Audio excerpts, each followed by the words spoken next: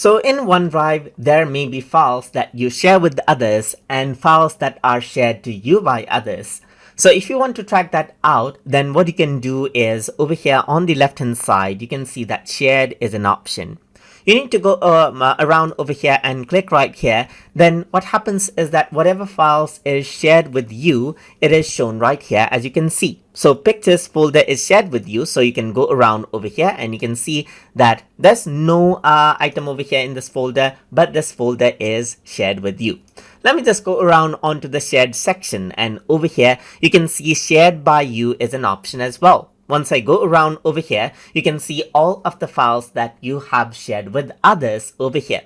So if you want to go around and modify the share settings, then you can simply click on the three dot button over here and manage out the access over here just like this for this particular folder. So if I were to go around and click, you can see that it is shared with this particular person right here. So you can go around and change around the option as well. So you can see it says the direct access can edit, but if you want to remove direct access or only give them view option, then you can do that right here.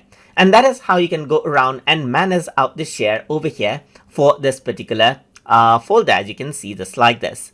And that is how you can track out shared files and then manage shared files inside of Microsoft OneDrive. So I hope you guys learned something as always.